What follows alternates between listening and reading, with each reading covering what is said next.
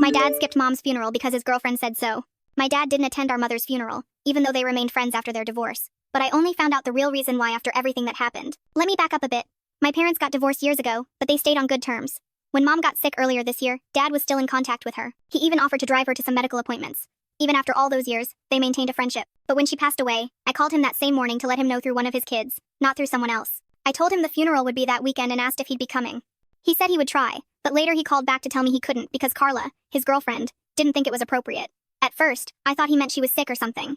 But no, he meant it would be disrespectful for him to attend his ex-wife's funeral because it might hurt Carla's feelings. I remember being so angry, because we're talking about the feelings of a woman he's been with for 8 years versus my mom who just died. My mom never held any grudge against him. She literally helped him refinance his car years ago when he needed it. And somehow this woman thought it was wrong for my dad to say goodbye to someone who was important in his life, to say goodbye to the mother of his children. All of this was disrespectful to her. I told him to think about it again, and he just said he didn't want drama. That was it. Days later, the funeral happened and he never came. Not even to say goodbye. At the funeral, some of mom's friends asked where he was because they knew about their friendship. I didn't lie to anyone or hide the real reasons his girlfriend wouldn't let him come. Here's the thing I want to make clear. I understand it's unusual to maintain a cordial relationship with an ex, but my dad has had a cordial relationship for years. My dad, until recently, was still concerned about her, even while in a relationship with Carla. I don't understand what would be wrong about a goodbye. It's not like he could cheat with a woman who passed away. If he had no problem with this until now, I don't understand why suddenly now. My brother and sister were just as angry as I was, but they bit their tongues for my sake because I handled most of the funeral arrangements. They didn't want to ruin the atmosphere. They had plenty to say about our father, but they preferred my short explanation. His girlfriend wouldn't let him. After the service, when everything calmed down, I called him again. I told him how much it hurt that he didn't show up. He said he wanted to remember her in his own way. I told him that was the lamest excuse for not admitting that if his girlfriend asked him to jump, he'd ask how high. He started yelling at me for disrespecting him, disrespecting Carla, and disrespecting my mother. I don't know how I disrespected my mom when I spent the whole day paying my respects to her. I told him I didn't care what he pretended if he wouldn't do it for his ex-wife. He should have at least done it for his kids who lost their mother today. That, at least in my opinion, should have been more important than a girlfriend's jealousy. I also told him, in the heat of the moment, that today I'd said goodbye to both parents. But I also made another decision. One I think was less influenced by anger and grief. For context, my dad retired early, but not comfortably. He's been living on a small pension, some savings, and our help. My brother and I have been covering things for him: utilities, medications, groceries. We've always done it because he's our dad, and mom was okay with that. That was the level of relationship they had even though they were divorced. They cared about each other. But after this, my brother and I came to the conclusion that this would stop immediately. We told him straight up that if Carla has such strong opinions about what's respectful and what's not, then she can take care of his lifestyle respectfully too. We also told him we wouldn't be handling his funeral when the time comes. If Carla has opinions about ex-wives' funerals, she can handle his. He lost it. He called us ungrateful, cruel, vindictive. He said now that our mother was gone, we'd become spoiled brats, and a bunch of other pretty nasty things, all related to how upset we were that he moved on. My brother told him he could move on however he wanted, but not at our expense. It wasn't even about the money, it was about the complete lack of empathy he showed. My mom deserved better, and so did we. She spent years making sure none of us suffered after the divorce, and he just paid her back. Something that kills me right now is that basically my dad threw all of that away in a matter of hours. Anyway, I can't imagine how he'd feel knowing he couldn't even be in the same room as his ex-wife's casket because his girlfriend might be uncomfortable. If he can choose his girlfriend's comfort over the memory of his ex-wife and the pain of his children, then he can live with the consequences of that. I'm tired of being the adult for my father. Number, update 1. It's been a few weeks since the funeral and since I last posted, right after we buried our mother. Things were quiet until suddenly they weren't. Out of nowhere, my dad's girlfriend Carla showed up at my door one afternoon. I don't know how she knew where I lived because she'd never been to my house before. Every time we'd been together was at our dad's place or at some restaurant. But there she was, crying and saying that my dad wasn't eating or sleeping, and that we were being cruel. She said he keeps saying his kids have abandoned him and he can't live like this. Honestly, I was stunned. My dad is a grown man in his 60s. He skipped our mother's funeral because his girlfriend thought it would be disrespectful for him to attend, and now suddenly we're the bad guys? And for those wondering, his girlfriend is almost 40. I don't know if that's relevant or not. I know some people judge the age gap, she's much younger, and that drives my dad a little crazy. I didn't invite her in. I just stood there listening to her talk about how worried she was, how stupid we'd be if we didn't talk to him. I didn't believe her, it sounded more like manipulation than genuine concern. She said I should call him myself. She said no, because he doesn't want to talk right now. So what was she expecting me to do? That set off alarm bells. So after she left, I got in my car and drove to his house. He was home, sitting on the couch in the same clothes he wears to sleep. Not pajamas exactly, but something you wouldn't go out in public wearing. Beer bottles everywhere, the TV on. He looked so sad, but not suicidal, just sad and broken. Carla was hovering around him like a guard dog, acting like I was the reason he was hurting. I told her to give us space, and she said I was stressing him out. It was the most ridiculous thing I'd ever heard. I talked to my dad for a while, or tried to. He didn't have much to say except that we'd hurt him by cutting off financial help and by telling the family he missed mom's funeral. He said now everyone thinks he's heartless. I told him those were his choices, not ours. I didn't force him to skip the funeral, he made that decision to keep Carla happy. That's when he said something like, "You don't understand what it's like to fall in love again." How was that supposed to make me feel? Does anyone care that he fell in love again? I mean, it doesn't matter if he's okay, but not from the standpoint that we only think he should be in love with mom. We're adults, we don't need our parents together like we're 7 years old. We even tolerated Carla for dad's sake, even though there were many things about her we didn't like. I just told him if he wants to sit in that house pretending to be the victim while the woman who told him to skip his ex-wife's funeral comforts him, that's his problem. But we're not going to keep pretending he's a broken man who deserves pity. Mom and I definitely clashed in the past, and on other things too, and the least I deserved was some respect. So all this act won't get respect from us. Is that clear? Carla came out yelling at me, saying my dad was in a very dark place and if anything happened to him, it would be our fault. I don't play those games, even though I thought she was being manipulative.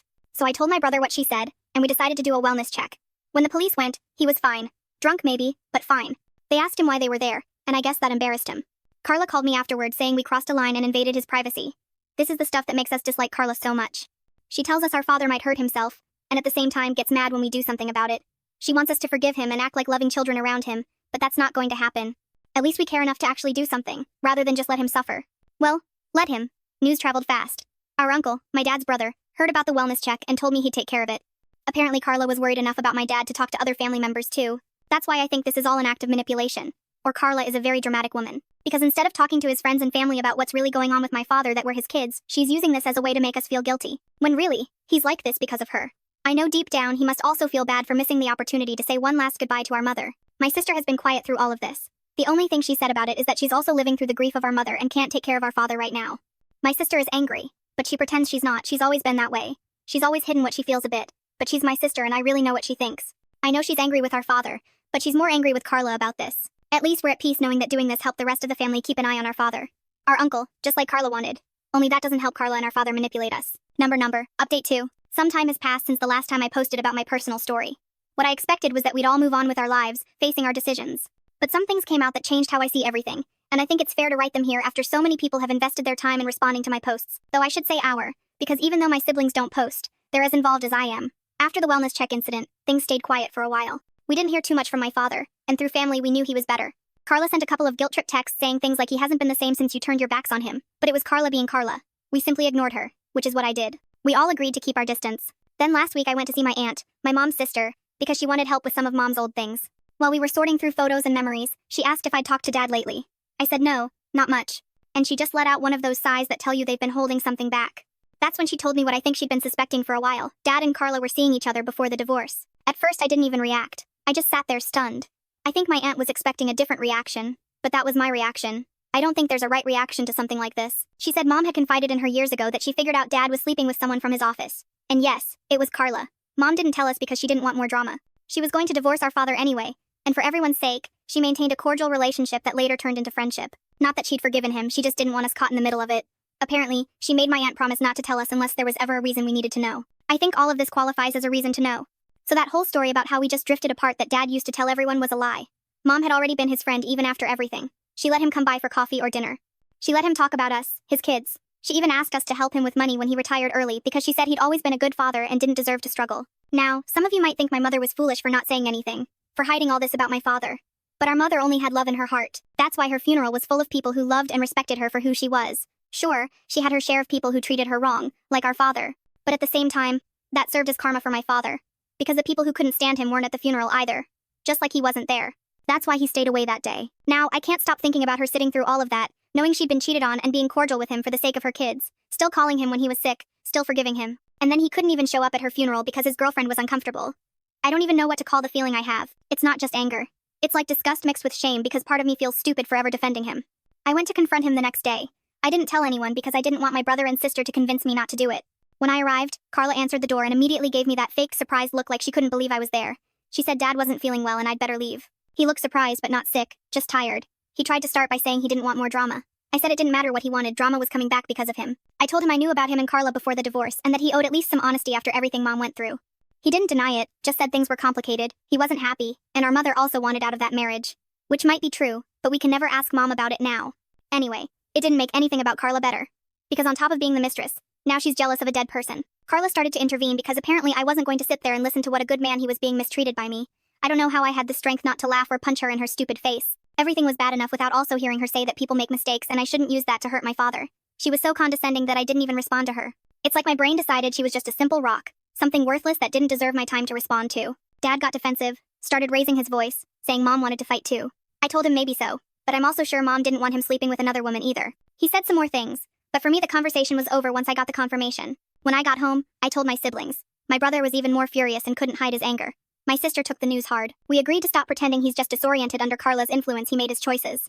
We cut off contact completely after that. We blocked his numbers. No checking how he was doing. But of course, news travels fast in families. Within days, I started getting messages from people about it, even though I hadn't said anything. My aunt must have told someone else because people found out. Our uncle, Dad's brother, already knew, and one of Dad's friends told me I was spreading lies. Even so, he believed my mother's version, not the friends. Even some of Dad's old friends were on the same page because one wrote to me saying, "Your mom was a saint for how she handled everything." I think if my father's own friends, not all of them, are turning their backs on him for this, then he's not a victim like he wants to make it seem. Number update 3. Honestly, I thought I'd already said and done everything that needed to be said. But I heard something from one of my mom's old friends who still keeps in touch with some of Dad's side of the family. She called to tell me that Carla had been telling people I was lying about the affair to ruin their relationship, and that this had caused Dad to have some kind of emotional collapse. For the record, Dad is fine. He's a proud man who hates shame more than anything. If he's miserable, it's not because of me, it's because people finally found out what he really did. Anyway, I tried to ignore it at first. No point fighting rumors from a woman who's done nothing but make my family miserable since the day she showed up. But ignoring Carla doesn't make her disappear. A few days after the gossip started, she showed up at my workplace. We're right next to a busy shopping area, so people come and go all the time. I was coming back from lunch when I saw her waiting. At first I thought I was imagining it because I didn't expect to see her there. Before I could even ask what she was doing there, she started saying that Dad was at his limit and I'd ruined his life with lies. I told her I needed to leave and this wasn't the place for that, but she kept following me to the door. I told her I didn't want to talk to her, and she said she came because our father couldn't communicate with any of us because we blocked him. I tried to stay calm, but she wouldn't stop. She started begging me to fix things and take back what I said. I told her there was nothing to take back because it was the truth, and it wasn't my fault people found out. My boss finally told her to leave because this wasn't a public place where she could make a scene, and if she didn't, he'd call the police to remove her. I have to say my boss is the best because he didn't reprimand me for it, he just asked if I was okay and if I needed time to calm down after she left. She finally left, but not before yelling something about how Dad doesn't deserve this kind of treatment from me. That same evening, I sent her a message, "Don't come to my work or my house again. If you do, I'll file a restraining order." I had to unblock her and then block her again for this.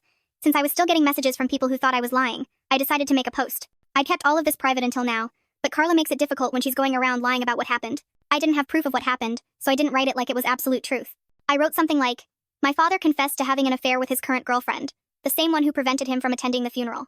I know many have been hearing rumors that I'm lying about this, but until now I hadn't spoken about this publicly with anyone except my siblings. I just want to clarify that Carla is upset, I'm exposing her, I'm considering a restraining order, and that goes for everyone on her side.